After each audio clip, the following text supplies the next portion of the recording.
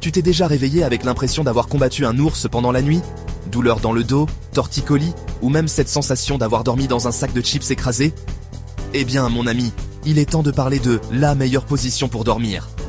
Spoiler alert, il n'existe pas une seule position parfaite, mais certaines sont bien meilleures que d'autres. On va passer en revue les plus courantes et voir ce qui est top, et ce qui est un désastre pour ton corps.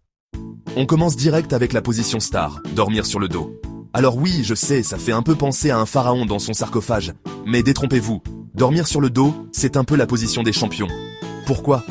Tout simplement parce que quand tu es allongé comme ça, ta colonne vertébrale reste bien droite, alignée comme il faut.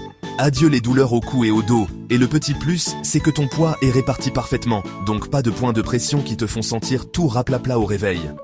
Ah, et j'allais oublier le meilleur. Dormir sur le dos, ça peut même aider à prévenir les rides du sommeil.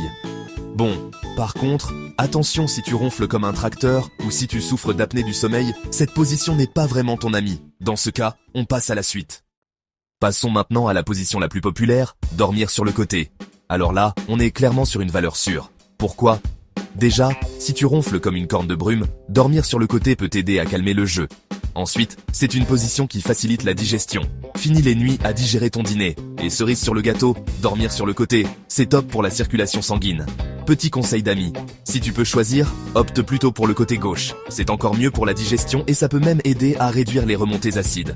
Ah, et j'oubliais, pour toutes les femmes enceintes qui nous regardent, dormir sur le côté gauche, c'est vraiment le top du top. Ça aide le sang à bien circuler jusqu'au bébé. Par contre, attention à ne pas trop te recroqueviller en mode boule d'énergie. Si tu dors en mode fœtus extrême, tu risques de comprimer ton diaphragme et de te réveiller avec un dos en compote. Bon, on arrive à la position que je déconseille fortement.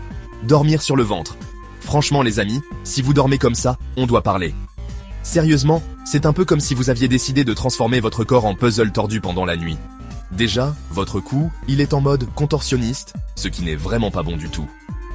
Ensuite, votre colonne vertébrale, au lieu d'être bien alignée, elle ressemble à un escalier en colimaçon. Bonjour les douleurs au réveil. Et comme si ça ne suffisait pas, dormir sur le ventre, ça peut aussi provoquer des tensions dans les épaules et le bas du dos. Bref, c'est la championne toute catégorie des positions pourries pour dormir. Alors, si vraiment mais vraiment, vous ne pouvez pas vous en empêcher, essayez au moins de mettre un oreiller sous votre ventre. Ça aidera à limiter les dégâts. Mais franchement, faites un effort pour changer de position. Votre corps vous remerciera.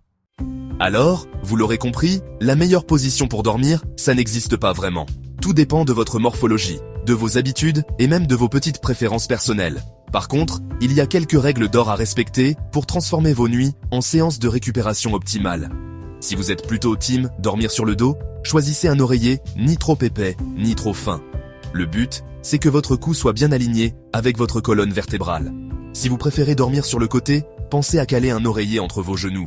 Ça évitera à votre bassin de partir en vacances et ça soulagera votre dos. Et si vraiment, vous êtes un irréductible du dormir sur le ventre, essayez au moins de dormir avec un oreiller très fin, voire sans oreiller du tout, pour limiter la torsion de votre cou. Ah, et le conseil le plus important, investissez dans un bon matelas. Un matelas qui soutient bien votre dos, ni trop mou, ni trop dur. C'est la clé d'un sommeil réparateur. Voilà les amis, vous savez tout sur les meilleures positions pour dormir.